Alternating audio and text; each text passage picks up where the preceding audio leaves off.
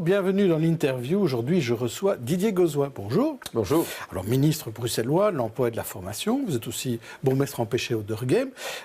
Alors, justement, à ce propos, vous avez certainement entendu ça ce matin, Elio Di Rupo fait place aux jeunes, en laissant la première place à Mons sur la liste du bourgmestre, à son faisant fonction, Nicolas Martin, qui a 42 ans.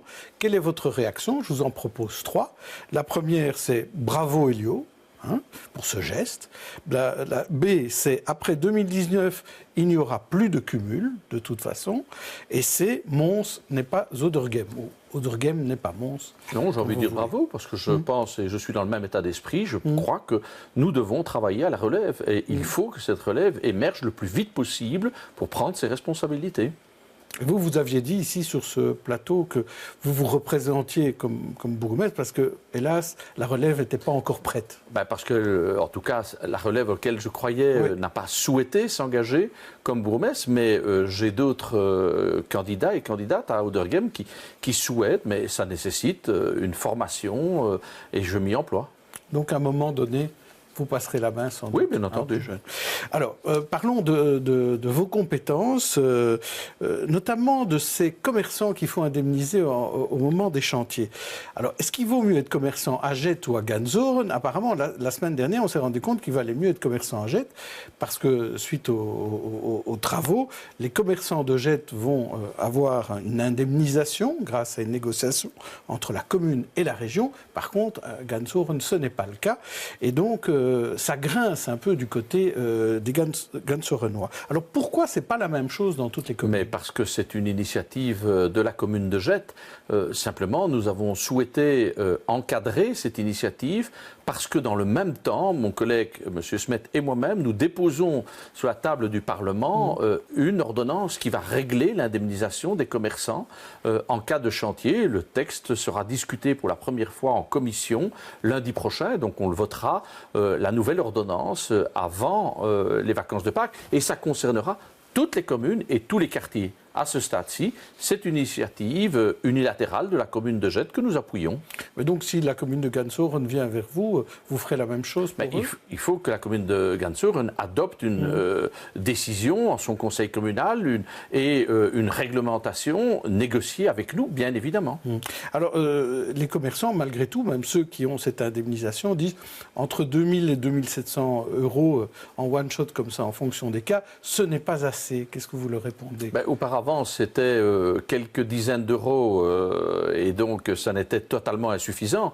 Ici, nous aurons l'indemnisation la plus forte présentée dans les 3 régions du pays et donc on va jusqu'à 2700 euros d'indemnisation pour un commerce qui subit des nuisances pendant 6 mois. Et donc si ça se prolonge au-delà de 6 mois, c'est multiplié par 2. Alors, on sait qu'au niveau des commerçants, se plaignent souvent, de manière générale. C'est un peu comme parfois les cultivateurs se plaignent du mauvais temps, les commerçants se plaignent des travaux, de la mobilité, et c'est dur. Et l'Horeca se plaint ce qu'on appelle les boîtes noires. Vous avez vu, il y a eu quand même pas mal de faillites ces derniers temps, de grosses brasseries, ces 11 brasseries qui appartenaient aux frères Beyaz. Est-ce que vous ne craignez pas que l'Horeca risque de pratiquement disparaître à Bruxelles? D'abord, l'Horeca ne disparaît pas. Il y a un autre Horeca qui se met en place. Il y a plus de création d'entreprises que de faillites. Il faut le savoir parce que ça, c'est la réalité des chiffres. Il y a effectivement des commerces qui ne sont plus adaptés à la réalité économique. Le café est en train de disparaître. Certains types de commerces Horeca sont en train de disparaître parce qu'ils ne sont plus adaptés aux besoins et à l'attente des consommateurs. Donc je ne suis pas méfiant, reste optimiste. On a plus de création que de destruction. Et puis vous avez les cas que vous citez, ce sont des faillites organisées, à la limite du frauduleux, parce qu'on organise sa faillite au détriment d'ailleurs de l'ONSS ou de la TVA. Et il y a, c'est vrai aussi, des commerçants qui ont mal calibré leur opération et qui font faillite. Mais ça fait aussi partie des risques du métier. Mais retenons cette information. Il y a plus de commerces Horeca qui se créent à Bruxelles qu'il y en a qui disparaissent. Alors justement, cette semaine aussi, vous proposez toute une série de nouvelles aide à l'emploi, ça c'est pour les PME en général, pas spécialement les indépendants ou les commerçants, mais plutôt les PME. Et là, comment vous allez rendre ces primes plus lisibles, ces aides plus lisibles ? Mais d'abord en nous adaptant aux besoins spécifiques d'une entreprise. Vous savez, des entrepreneurs qui se mettent ensemble pour réfléchir à un projet d'entreprise, c'est autre chose qu'une starter, qu'une micro-entreprise ou qu'une grande entreprise. Chacune a des besoins spécifiques. Alors, nous avons établi en négociation avec les secteurs professionnels, avec l'Union des classes moyennes, Syndicat national des indépendants, le BSI, on a identifié les différentes attentes et besoins. Et donc, on a mis en place ce que j'appellerais un couteau suisse à multiples lames qui permet aux entreprises tantôt de se faire aider dans l'investissement général de son entreprise, tantôt dans l'aide au recrutement, dans la consultance, dans l'e-commerce. C'est aussi une ordonnance qui prend en compte des nouvelles réalités. Notre instrument n'était plus adapté. Il a été fait avant l'e-commerce, avant le développement de l'économie circulaire, avant l'économie sociale. Il était très complexe aussi. Elles étaient très complexes et il y avait énormément d'effets d'aubaine. Moi, j'ai toujours été surpris au départ de devoir signer des subsides pour des gérants d'entreprises qui se payaient des voitures de sociétés hybrides assez onéreuses. Ça, c'est un effet d'aubaine, évidemment. Par contre, qu'on ait une entreprise dans ses moyens de transport, ses camionnettes, etc., pour l'adapter aux normes environnementales, oui, bien évidemment. Et donc, voilà, on va corriger les défauts, on va améliorer la visibilité, on met en place une plateforme digitale, l'entrepreneur introduit sa demande et il suivra digitalement son dossier. Alors vous savez, quand on parle d'entrepreneurs en général, mais cette semaine, on va parler d'entrepreneurs aussi, parce qu'on va parler des femmes, puisque c'est le 8 mars, c'est la journée des droits des femmes. Alors, qu'est-ce qu'il y a moyen de faire pour qu'il y ait davantage de femmes entrepreneurs ? Donc, un constat, nous ne sommes pas bons dans l'entrepreneuriat au féminin. Quand je dis nous, c'est la Belgique. Mais encore une fois, voyons le verre à moitié plein. Depuis 4-5 ans, il y a plus de femmes qui se lancent dans le métier comme entrepreneuses que d'hommes. Donc il y a un retard qui est en train de se combler, mais le retard est important.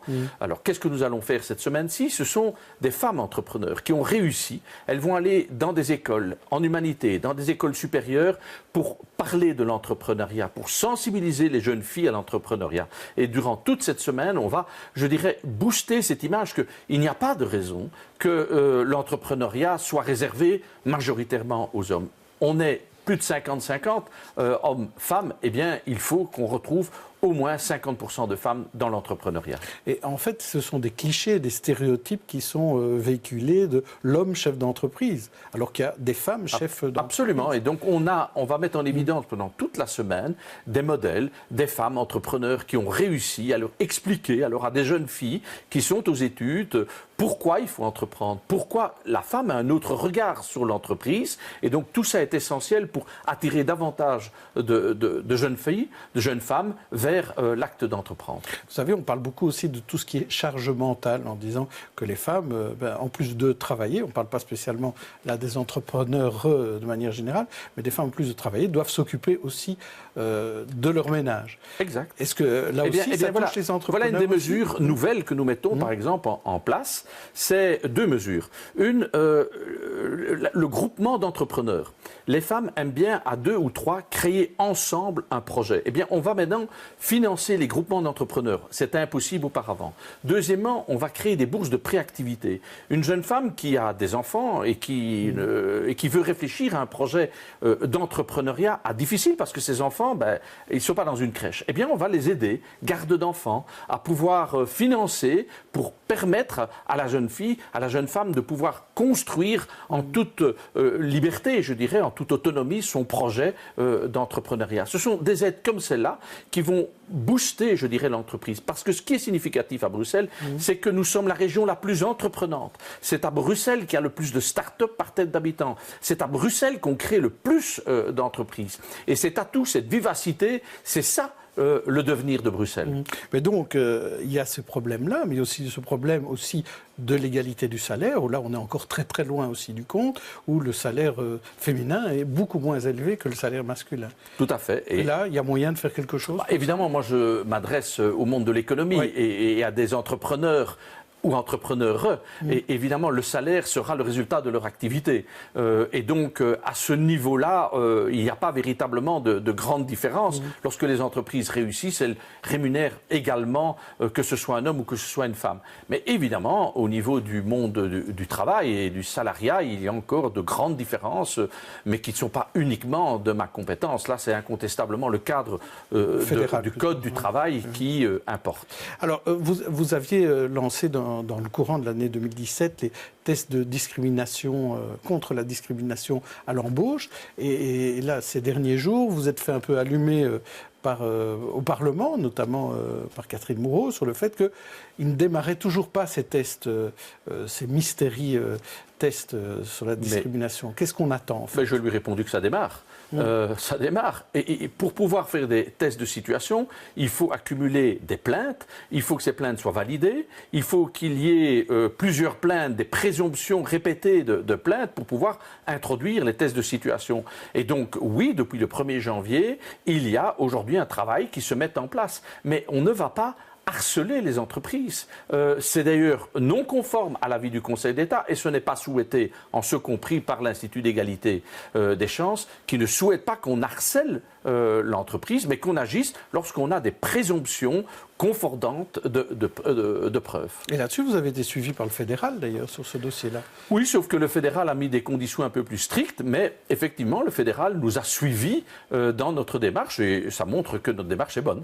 Oui, et que parfois, ça fonctionne bien entre les niveaux régionaux, communautaires et fédéral. Ça montre que la région bruxelloise est à la pointe et est innovante et on ne peut que se réjouir de voir que le fédéral nous copie. Merci Didier Gozouin. Demain, je reçois un autre invité. D'ici là, bonne journée et bonne soirée à tous.